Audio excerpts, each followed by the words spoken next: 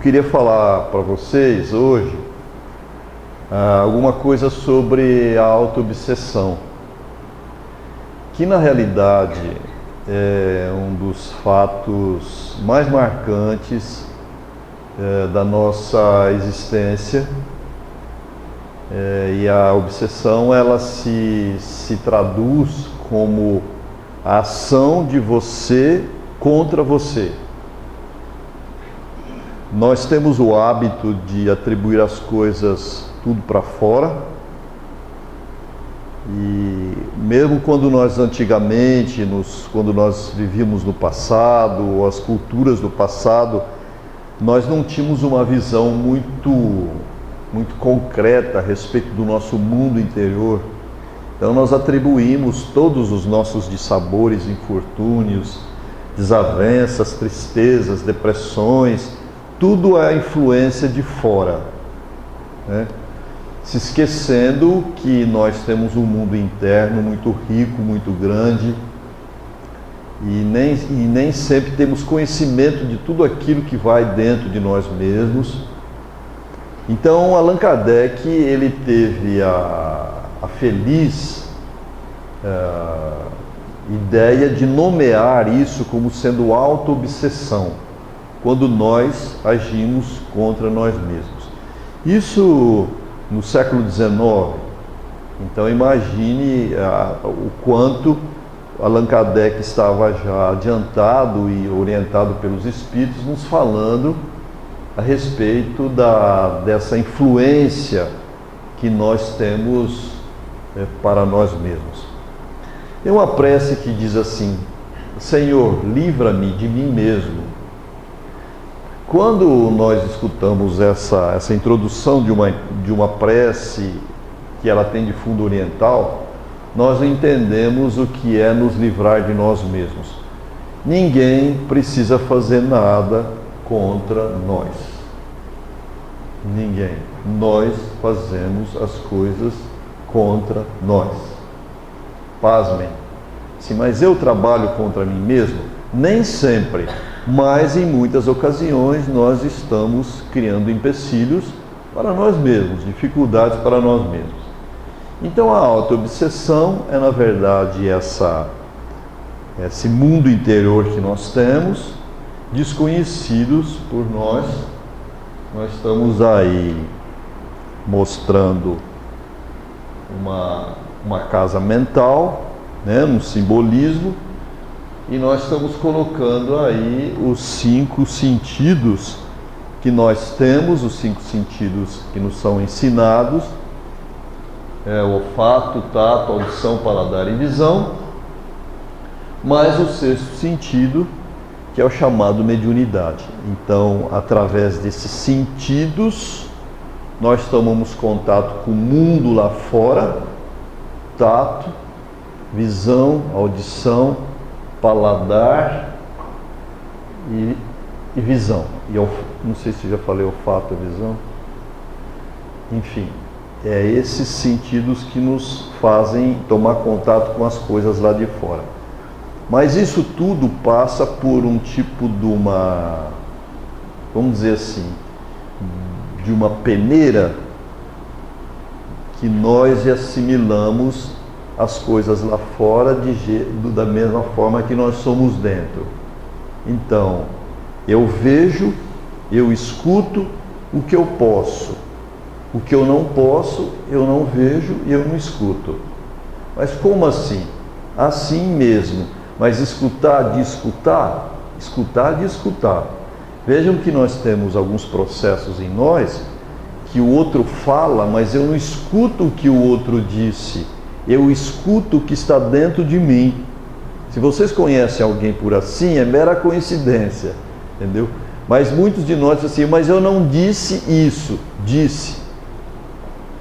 Então nós precisamos prestar atenção que nem sempre aquilo que eu vejo, que eu escuto, nem sempre o cheiro que eu sinto é um cheiro lá fora. Às vezes é um cheiro de dentro. Tem uma fábula de um homem que estava preso numa caverna durante anos, reclamando para Deus para que fizesse com que ele saísse daquela caverna insuportavelmente mal cheirosa. Ele dizia: Deus, o Senhor precisa me tirar dessa caverna escura, porque aqui o cheiro é horrível, eu não aguento mais. É um odor insuportável. Então me tire daqui de dentro, me mostre uma luz pelo menos, para que eu possa me locomover aqui dentro e sair de perto dessas coisas em decomposição.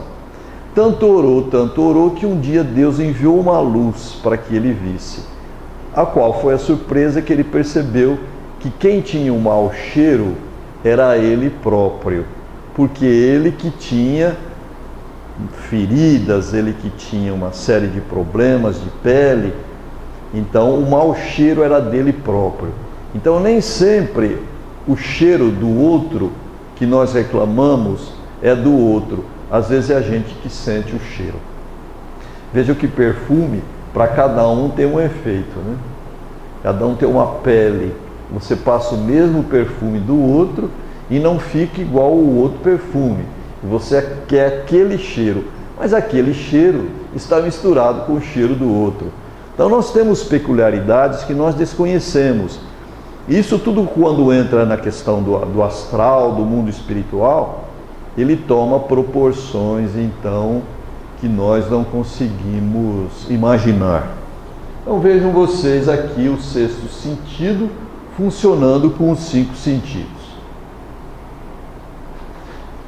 O paladar nem sempre é o mesmo para todos. E nós conseguimos sentir paladares que os outros não sentem. Isso tudo depende, então, do nosso mundo interior. Dá para ficar compreensível essas questões todas, né? E aí, nós temos aqui um iceberg enorme, ou melhor dizendo, nós temos aqui uma ilha, e as ilhas, vocês bem sabem que elas estão presas às rochas do fundo do mar, e lá a ponta que sai, quando sai uma ponta, a gente diz que é uma ilha, mas na verdade ela está presa, ela está fixa numa camada mais densa no fundo do mar. Então isso é uma metáfora que nós usamos sempre e que é muito interessante.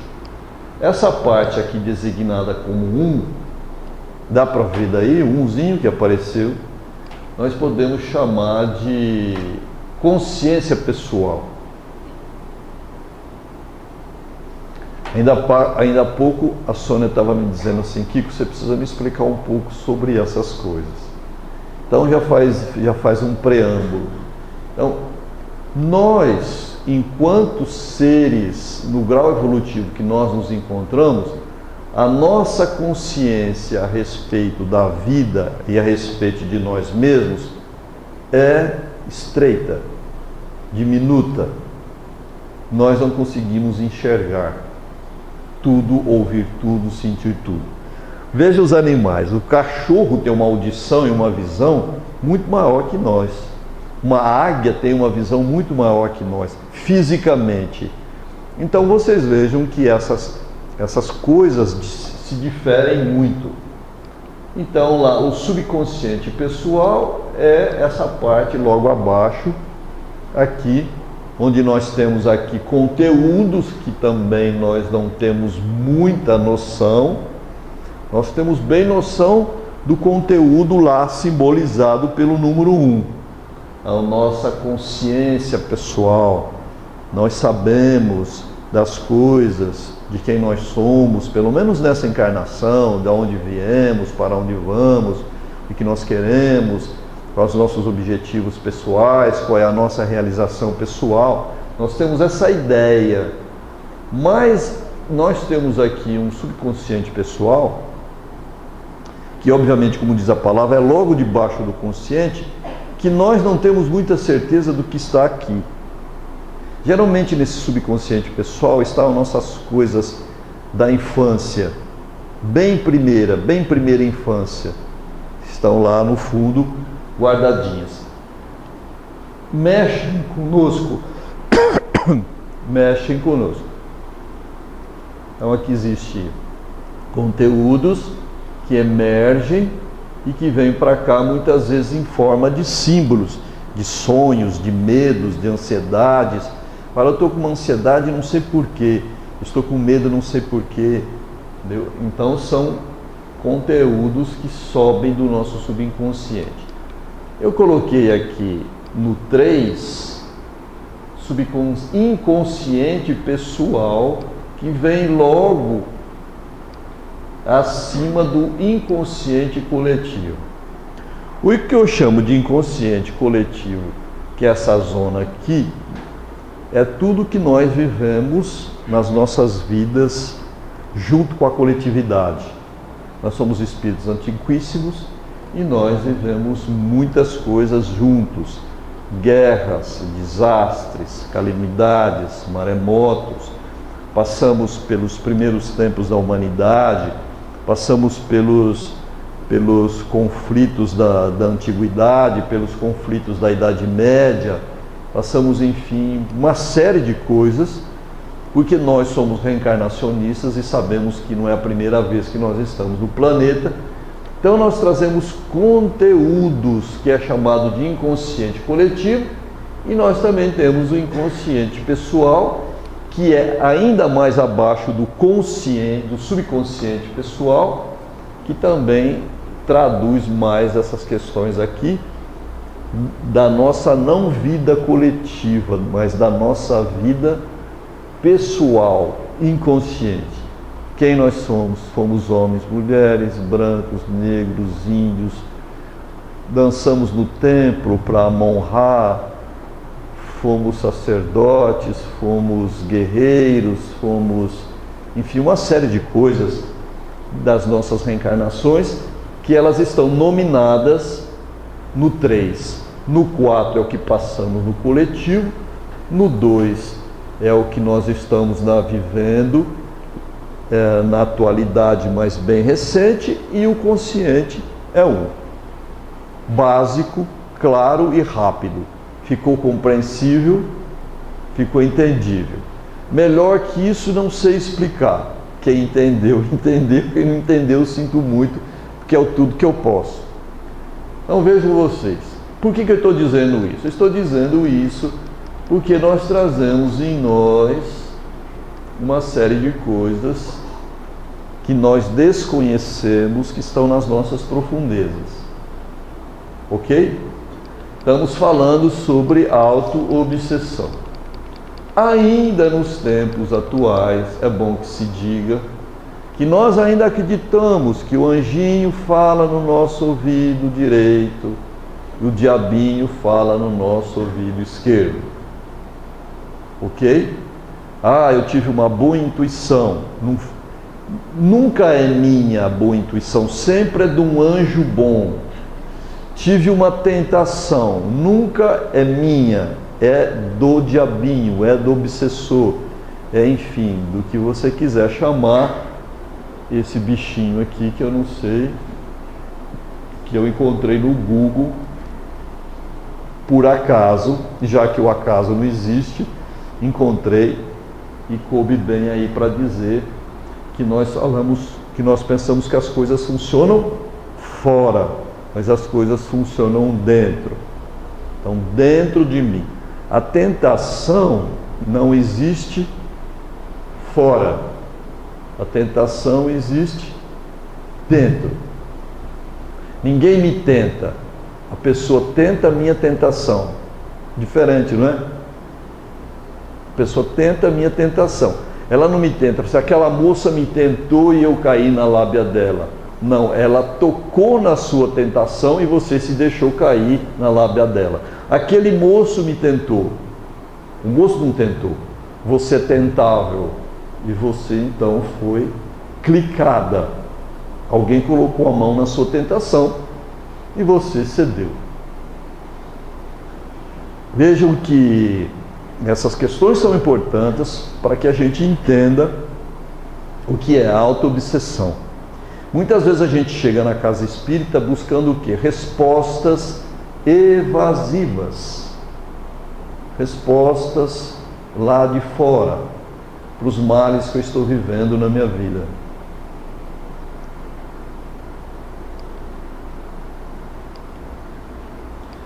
Diz Gandhi que os únicos demônios desse mundo são os que circulam em nossos corações. É aí que a batalha deve ser travada. Eu nem coloquei nada sobre Jesus, porque Jesus tem sérias e várias passagens falando que a boca fala do que está cheio o coração. Jesus fala que na realidade o reino de Deus está dentro de nós, não fora de nós, não lá em cima. Então as metáforas de Cristo a respeito de dentro é muito. Então nós só coloquei Mahatma Gandhi, que não era cristão, mas sabia que os demônios estão dentro de nós. Ok?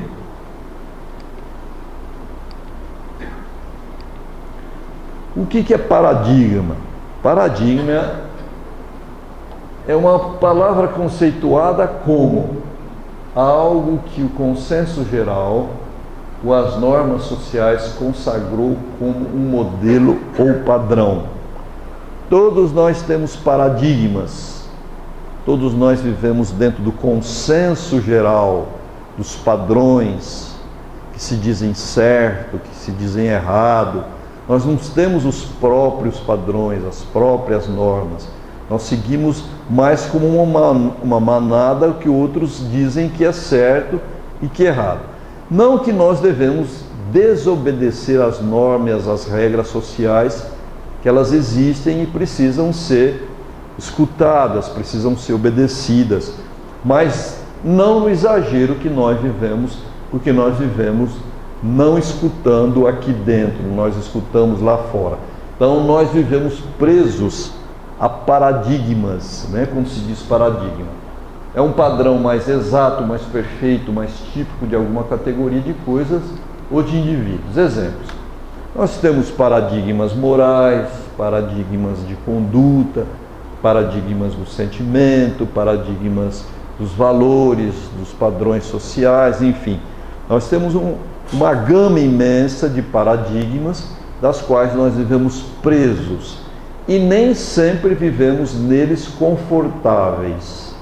Vivemos nele apertados, tentando nos ajustar, como se fossem múmias que tentassem ficar dentro do sarcófago direitinho, apertadinho, sem mais grandes manifestações. Os paradigmas são tão fortes na nossa vida que ninguém precisa dizer para o outro qual que é o padrão sexual certo.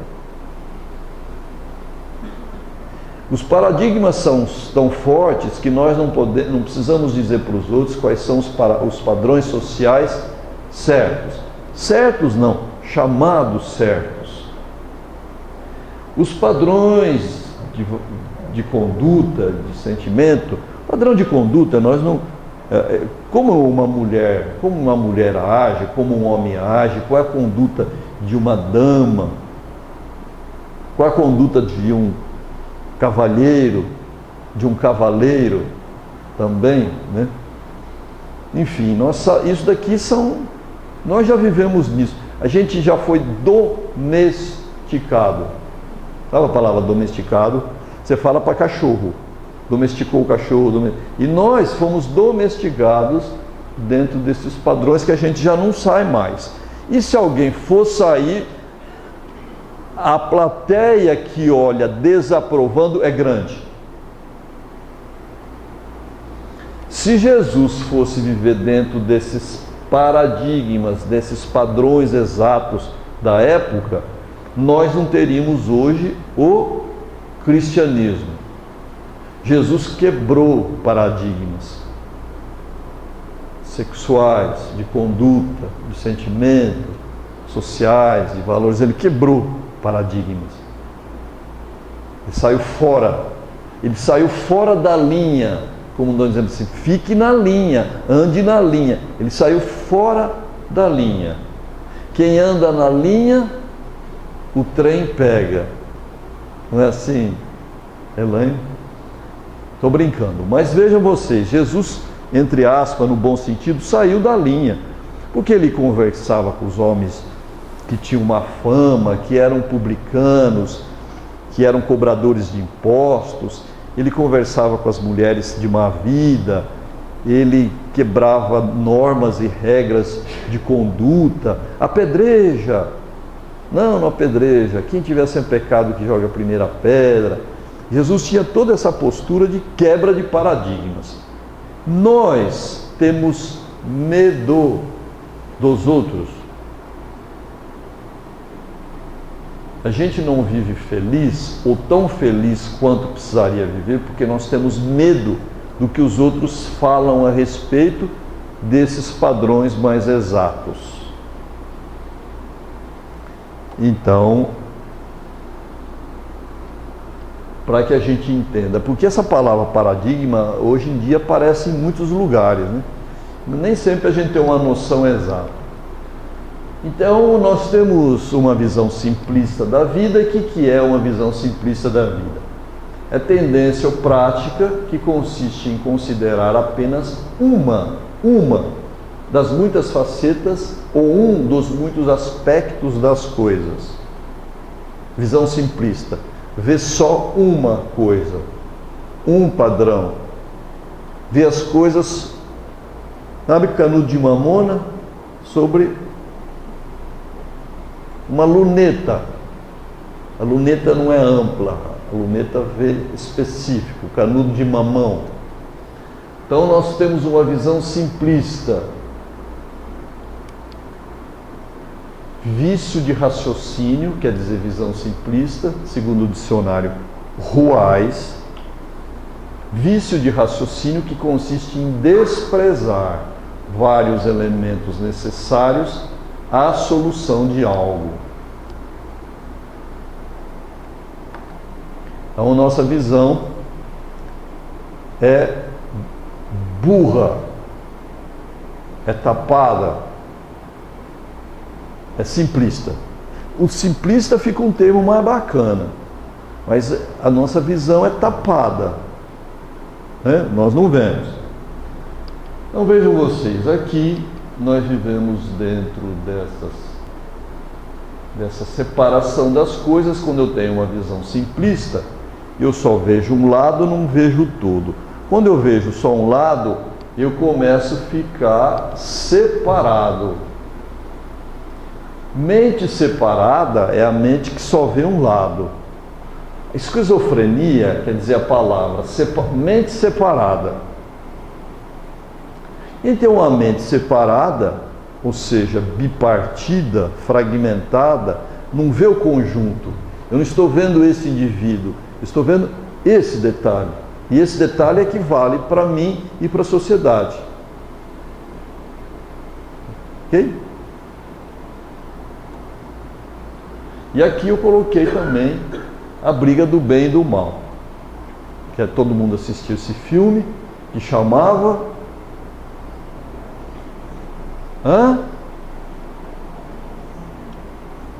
Gente, como chamava esse filme?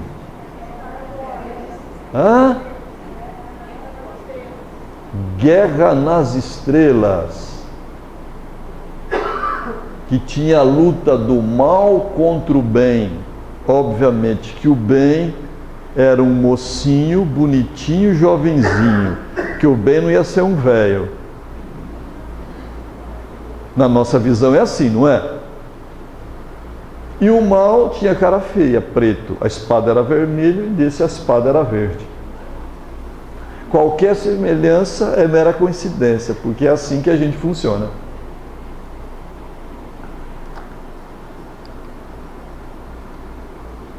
Do grego, esquizo quer dizer separar, fender, dividir. Do grego, prenos, o prem, coração, alma, mente e vontade, separado.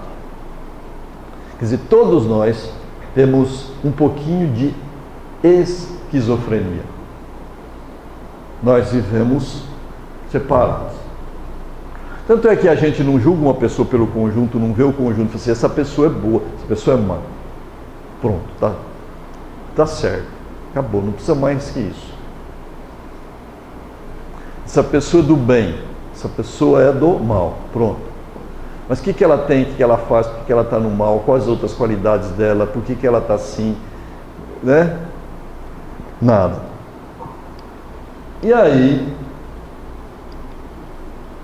eu não sei o que aconteceu aqui, sinto muito, mas esse computadorzinho que puseram aqui virou meio complicado.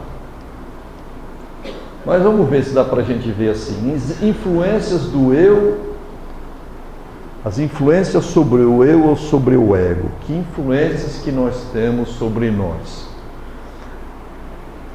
Hoje em dia, se fala, e se nós temos mais possibilidades de entender as coisas do que há 30, 40, 50 anos atrás. Hoje a psicologia, o estudo do comportamento, o estudo dos neurônios, enfim, o estudo dos processos psicológicos, nos dão uma visão muito maior.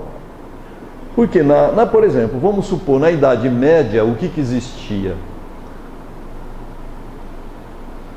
Ficou com depressão, o diabo tomou conta. Ia para o asilo, ficava preso, acorrentado, dentro de uma masmorra. Aí que ficava mesmo doido. Na Idade Média, o que tinha? Bruxas. A tentação.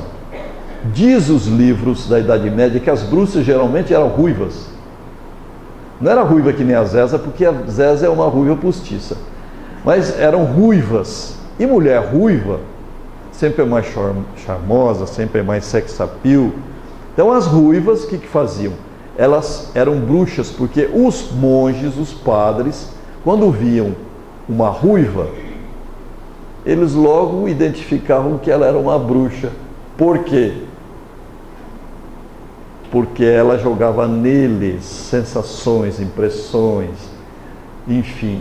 Os padres, os monges ficavam com o libido lá em cima. Quem que tentava? Era a bruxa.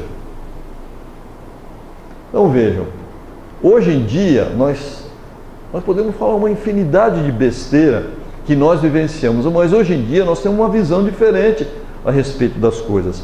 E nem tudo então são somente os espíritos que agem sobre nós. Os espíritos agem sobre nós sobre vários aspectos. E esses aspectos aqui eu coloquei conexões mediúnicas. Os espíritos encontram muitas vezes em nós algum elo, alguma faixa, alguma possibilidade mediúnica, e é através dessas conexões mediúnicas que muitas pessoas têm de um modo ostensivo, outras têm de um modo um modo menor, mas os espíritos agem sobre isso. E é bom que se diga que são os espíritos encarnados e os desencarnados. Karma ou automatismo? Karma, o que é? Por que eu pus automatismo? Porque o karma nada mais é do que atos repetitivos, automáticos, que eu faço sempre sem pensar. Então o karma só não é coisa do passado. É coisa do passado, mas é coisa do presente. Coisa que eu não penso, então estou fazendo repetidamente sem pensar. É automatismo, é uma coisa kármica. Dá para entender isso? Podemos passar para diante? Ok? Complexos. Complexos. Nós temos complexos, muitas vezes, um complexo de inferioridade. Quem tem um complexo de inferioridade instalado em si, ou de superioridade, também os espíritos agem sobre esses complexos, sobre esses automatismos, espíritos encarnados e desencarnados. Não durma, Flávia. Quem dormiu eu vou falar agora.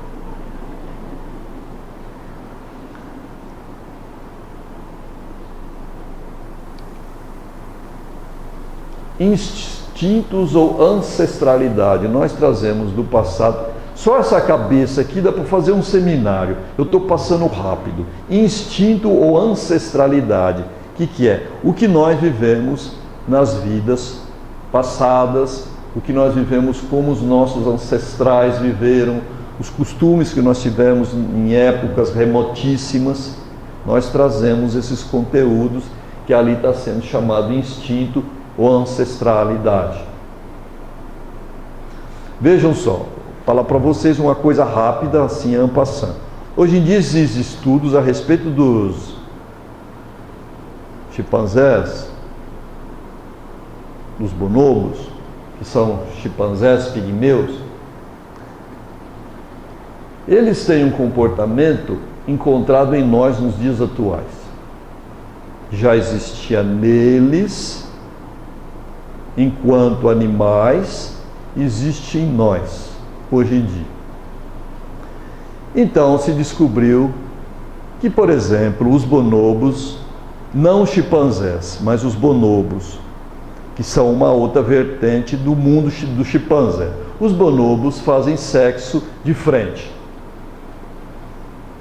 como os humanos. Os bonobos, quando fazem sexo, se beijam na boca. Atitudes essas, condutas essas, que nós acreditávamos que eram exclusivamente humanas, mas não são só humanas. Essa ancestralidade, nós não somos originais porque nós beijamos na boca. Nós já trazemos determinados comportamentos que se observa hoje nos estudos que os primatologistas fazem a respeito desses animais.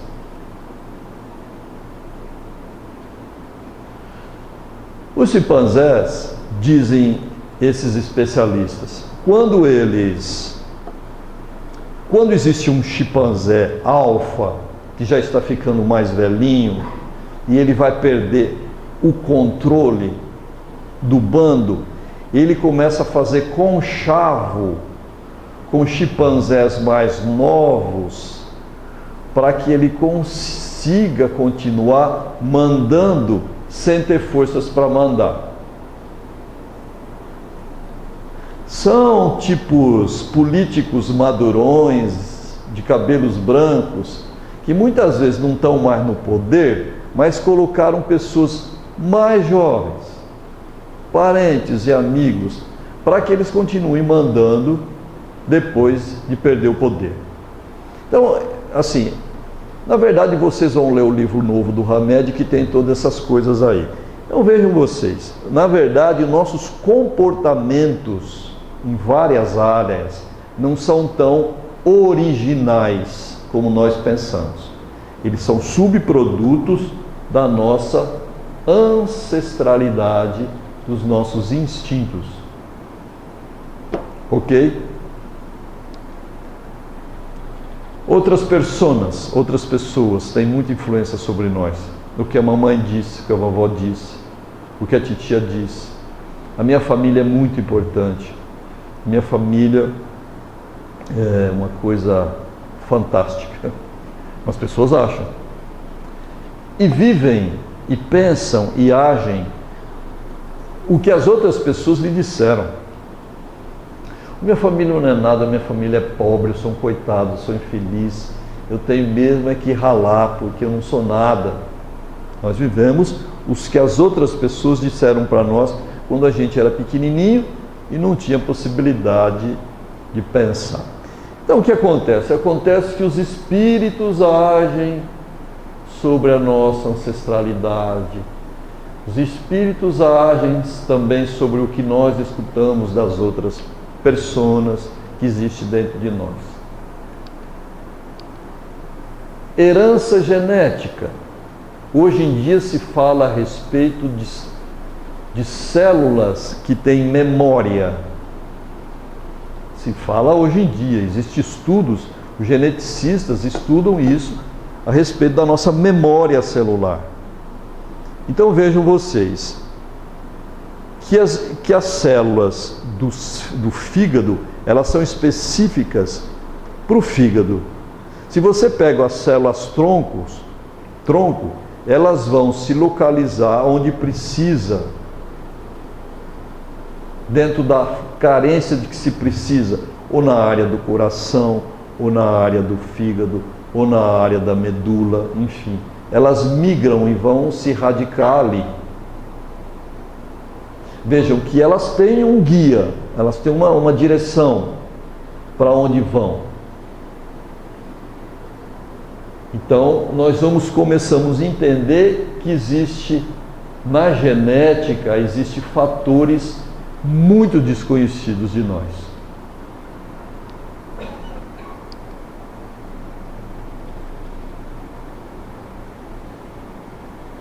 Onde apareceu outro? Nossa química cerebral, nosso quimismo corporal. Falta noradrenalina, falta serotonina, os nossos hormônios funcionam em nós, falta deles, a gente tem posturas estranhas, excesso deles, nós temos descompensações. Nós somos um mundo químico ambulante. Não está ficando complicado, mesmo porque eu não sei explicar isso em profundeza. Então nós ficamos nessas coisas. Mas nós temos uma química que funciona em nós. Veja só, quando você fica muito nervoso, você dispara muitas vezes, conforme seu quimismo, muito ácido no estômago. Você fica com gastrite, você fica com úlcera. Os espíritos podem se utilizar dessa predisposição que você tem e se atracar ali. Vejam, vamos deixar isso aqui. E eu só queria dar um feedback assim, para que vocês percebam que existe muitas coisas entre esses dois mundos do que a nossa vã filosofia pode explicar. Já escutaram isso, né?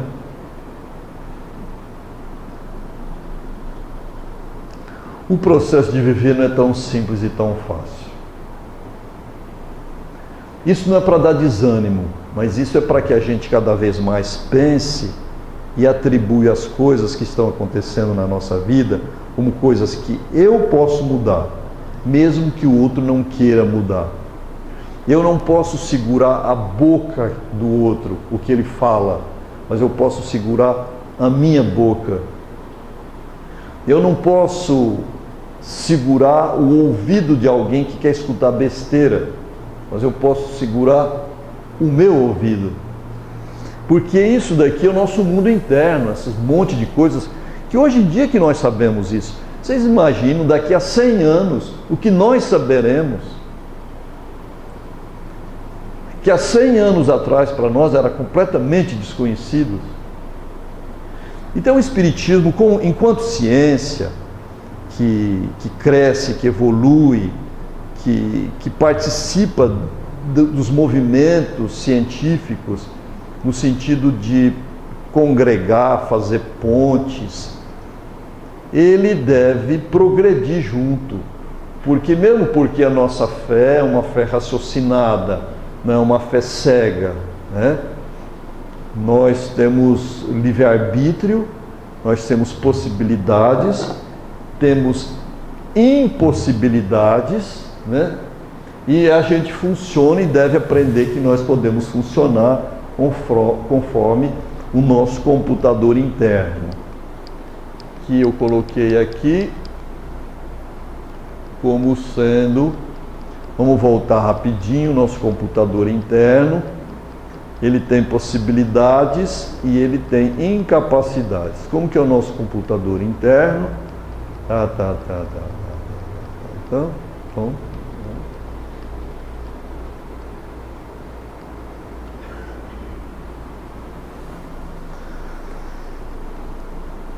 Tem alguns programas, eu digo sempre isso, que não rodam no nosso computador. Fraquinho, fraquinho. A gente vai e compra nos Estados Unidos um programa de última geração e tenta colocar no nosso computador aqui no Brasil, velhinho, que a gente comprou os primeiros computadores que saíram. Não roda. Você precisa fazer ajustes na sua máquina. Você precisa pôr mais o quê? HD.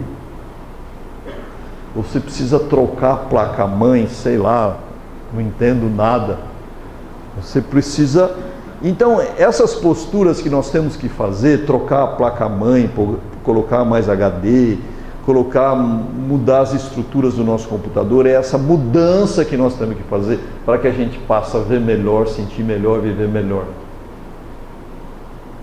Muitas vezes a gente está vivendo mal, não porque Deus quer, é porque a gente não se recicla, não se reproduz. A gente fica estagnado, parado. Então o nosso computadorzinho, qual computador? Bem velhinho, Carlos, bem velhinho, diga aí, voz alta, para me escutar. 286. A maioria de nós tem um computador 286. Nós não temos computadores mentais de última linha. Mas a gente pode chegar lá. Então, quando você tem uma ampla visão das coisas, quando você tem uma ampliação de consciência, você começa a ver coisas, fazer coisas, dar importância para coisas que antes você não dava. E você deixa de dar importância para as misérias do mundo, no sentido assim, a miséria não miséria material, mas as pessoas que falam besteiras. Falou isso, sim, falou. Lembra de Jesus dizendo: tu o disses? Lembra? Para quem que ele falou, Giovana? Tu o disses? Pilatos. Pilatos quis desafiar Jesus. Tu és reis? Tu o disses? Você que está dizendo. Se alguém quiser ludibriar, rebaixar, ser sarcástico com você e dizer alguma coisa para você, a melhor resposta é tu o dizes. Mas a gente precisa dar essa resposta com um computador bom. Você pode falar, tu o disses, cachorro sem vergonha. Não vai resolver muito. Entendeu? A postura crística de dar importância naquilo que tem importância. Então, meus amigos, a mensagem da noite de hoje é: a autoobsessão é você dar importância às coisas que têm importância. Não dê importância para as coisas que não têm importância. É só isso. Quer dizer, eu vim até aqui só para falar isso para vocês. A autoobsessão é dar importância para as coisas que têm importância. A autoobsessão é você não dar importância para as coisas que não têm importância. E é só. Que assim seja. Então, que Jesus nos abençoe, nos guarde em sua paz. Lembrem, vós sois deuses, vós podeis mudar, fazer o que eu faço e muito mais. Então, obrigado pela atenção.